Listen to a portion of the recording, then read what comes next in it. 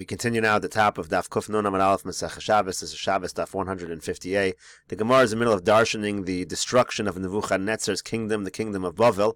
Pasuk at the end says the word Madheva, and the Gemara says Madud Vahave. The reference is that it was so powerful, they would say in that country, bring a lot of money, bring a lot of gold, keep bringing it. That's what the word Madheva alludes to. V'ika diamri, some people say Sha'amra Ma'od Ma'od, that they would say in this country a lot, hevi below mida, bring without any measurement. There was no end to the amount that they could bring.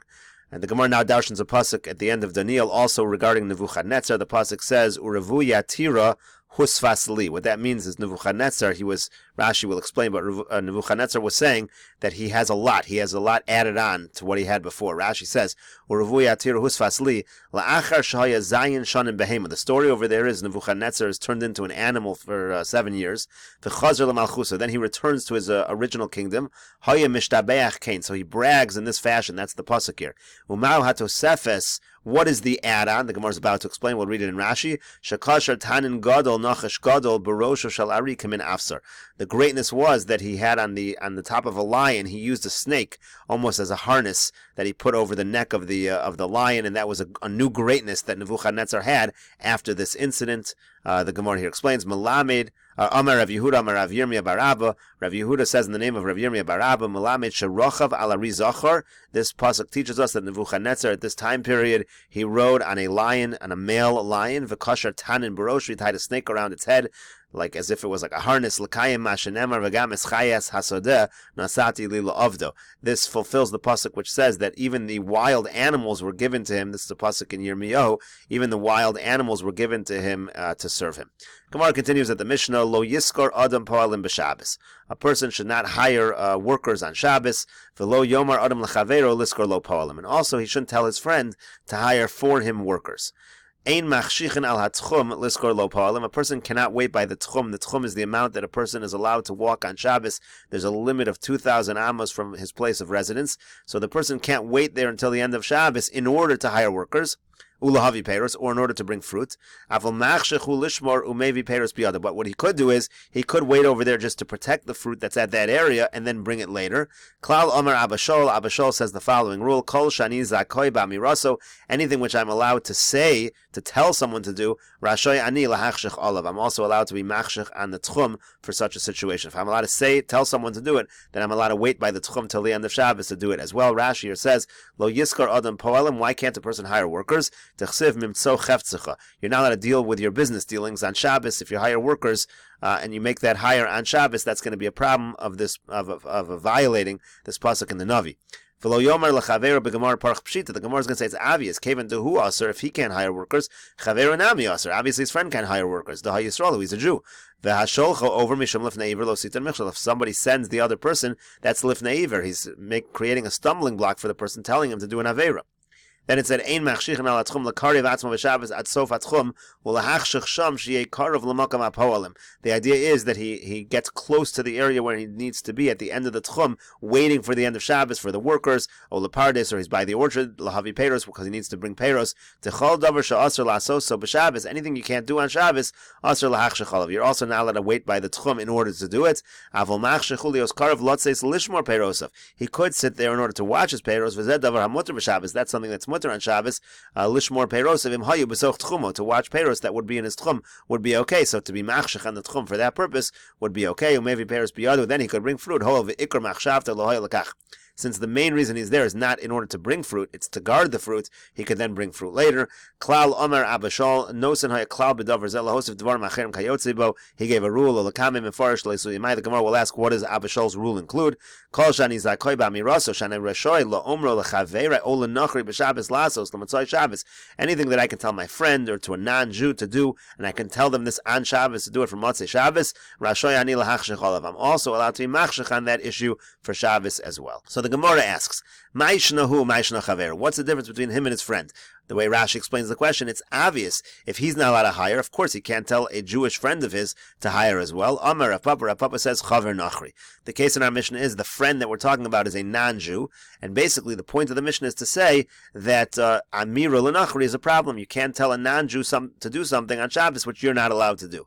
Gemara says, Maskif la Rav Ashi. Rav Ashi asks, Amir l'nachri shavus. We already know Amir l'nachri is a shvus. What's the chiddush? Rashi says, Amir l'nachri shavus uchvar stama Rebbe l'masnis nachri shabol lichbos ein omrim lo kabe. It says, like, for example, it says in another Mishnah, if a nachri wants to come extinguish a fire, you can't tell him to do. We know that Amir l'nachri is a problem. So why would we need a Mishnah to tell us once again that Amir l'nachri is a problem? So the Gemara says, Elo Amar Rav Ashi. Rather, Rav Ashi says, Afilu tema chaveru Yisrael. Our Mishnah is talking about his friend. It could be a Jew. It doesn't have to necessarily be a non-Jew. What's the chiddush? Hakamashmal, and it teaches us, Lo Yomar Adam lechaveru schorli poalim, that a person can't say directly to his friend to hire workers.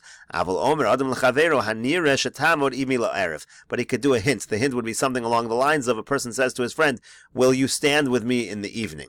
Rashi over here says, Hakamash Malon Mishnah Yaseir Behedyu de lo leim ole aval stam mashari le'lemeri. You can't say it behedya.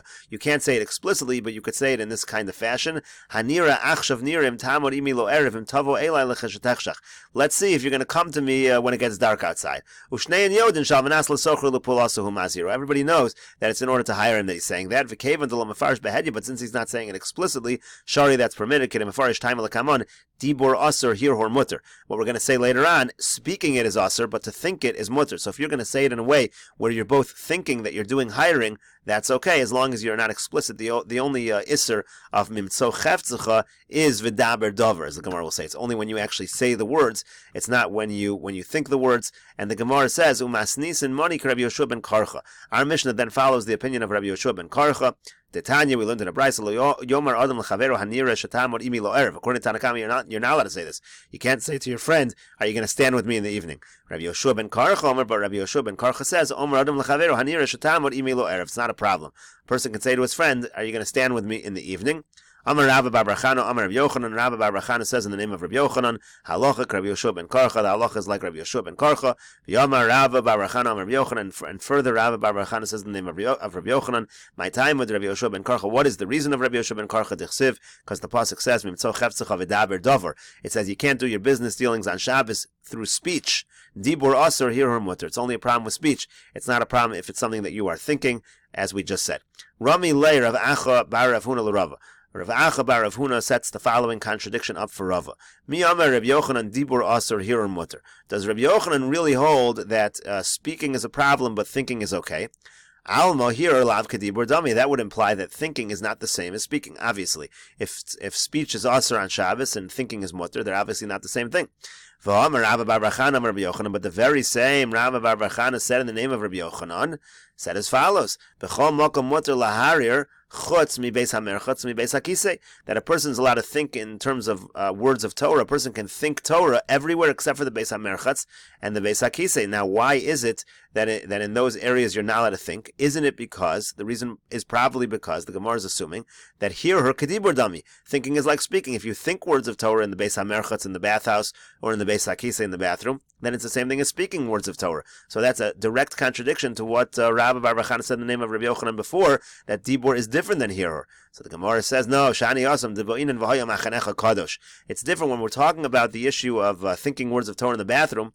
That is learned out from v'haya machanecha kadosh, and it doesn't say anything there, the word dover. It doesn't say anything about speech. The idea is makom chani yascha tehei b'kedusha. The area where you're camping, so to speak, where you're thinking in Torah. It means even thinking in Torah has to be kadosh, and therefore the bathroom and the bathhouse are not places for thinking words of Torah. You can't bring any proof from there. Veleka. If you're thinking words of Torah in these areas are not machanecha kadosh. They're not areas you could think words of Torah. But the Gemara says, what are you talking about? In that very pasuk of v'haya machanecha kadosh, it does say the word davar. Pasuk goes on to say, v'lo yeroeh b'cha ervas davar. If you want to see the pasuk, it's right over here. Ki Hashem Elokecha mishalech b'kerev machanecha la'atzilcha v'lasei soivecha lefanecha v'haya machanecha kadosh v'lo yireh b'cha ervas davar v'shamei acharecha. It says beferish right there, the word davar. So what are you talking about that there's no word davar? So the Gemara says, "Hahumi boile lechad Rav Yehuda." No, that phrase of the pasuk, "V'lo yireh b'cha ervas davar," that is to teach us Rav Yehuda's halacha. The Amar Rav Yehuda says, Akum Orum Asr Likros Kriya Shema Kenegdo. There's a halacha that if a non-Jew is naked in front of you, you're not allowed to say Kriya Shema. That's only speaking the Kriya Shema. That doesn't apply to thinking the Kriya Shema. That applies to the recitation of the Kriya Shema. And that's a completely different issue. It has nothing to do with V'haya Machanecha Kadosh. It's related, but not completely related. And therefore, the word Davar does not go on V'haya Machanecha Kadosh. That's why in the bathroom, you're not even allowed to think words of Torah. Gemara takes a small side question. My area Akum Afilu Yisrael Nami. Why does Rabbi Yehuda say that in front of a non-Jew who's naked, you can't say Kriya Shema? In front of a Jew also, you can't say Kriya Shema if the Jew is naked. What's the difference? Gemara says, Lo mi boy kamar. What it is, it's saying it's not only this, even that. Lo mi boy Yisrael da'asr. Of course, you cannot say Kriya Shema in front of a Jew that's naked. That's not even a question. Avol Akum kemen dechsiv bei asher b'sar chamorim b'sarim im hashaper dami. But by idol worshippers, it says that they're like the flesh of donkeys, the idol worshippers. So maybe you'd say they'd be no different than an animal, and you're allowed to recite Kriya Shema in front of them. Kamash Mola, no, it comes to teach us that they are not considered animals, and therefore they're considered humans, and therefore there's a problem to say Kriya Shema in front of a non-Jew who's naked. Gemara says, Ema hachinami. Well, how do you know? Maybe we should follow the pasuk which says Besar Chamorim Besarim. How do we know that it's a problem to say Kriya Shema? No, so Amar Kra ve'ervas aviyam lo ro. It says that they didn't see the erva of their father. This was talking about the situation of Noach, and Noach is not Jewish, and therefore yet it's considered erva. And so you see a proof that when it comes to erva, the halachas of erva apply, whether we're talking about Jewish erva or whether we're talking about non-Jewish erva. It does not make any difference. Gemara says, "V'dibur mi asir." Is it really asir to speak these words of business-related words? Gemara is going to ask a series of questions on this, where it seems like you're allowed to talk business on Shabbos. You're allowed to make calculations that are relevant to a mitzvah. It already seems the answer is going to be obvious. Rebbe Lazar similarly says you can set up distributions of tzedakah to anim on Shabbos. You're allowed to take care of things that are life and death, or even things that are public concerns on Shabbos. The same thing, you can go to shuls in order to discuss public concerns on Shabbos. You can go to theaters, to stadiums, to deal with public matters on Shabbos. And they taught in the yeshiva of Menashe,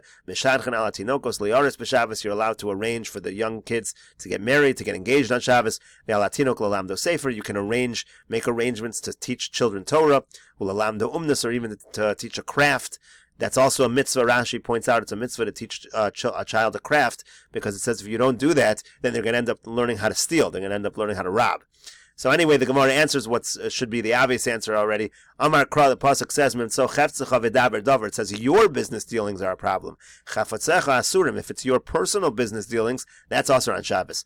But if it's something that has to do with shamayim, a mitzvah-related calculation, mitzvah-related business, that's going to be okay. That answers all of these questions.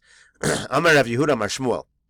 Rabbi Yehuda says in the name of Shmuel, Cheshbona shel melech v'shel ma bekach muter l'chashvan b'Shabbos.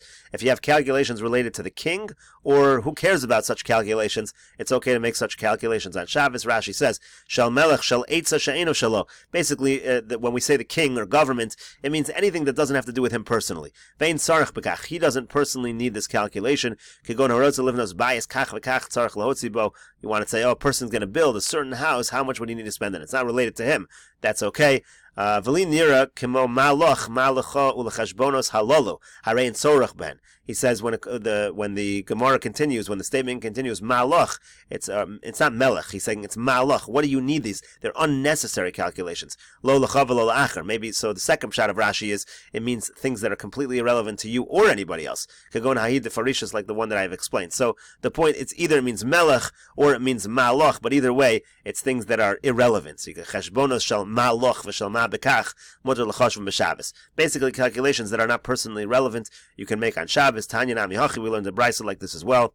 Cheshbonos she'avru v'sha'asidin lios. If you have calculations from the past or things that are relevant to the future, aser l'chashvan. Those are a problem. However, shel melech, or again malach, if it's melech, and the statement will continue. We'll continue with this in the next video on Daf Kuf Nun Amud Beis.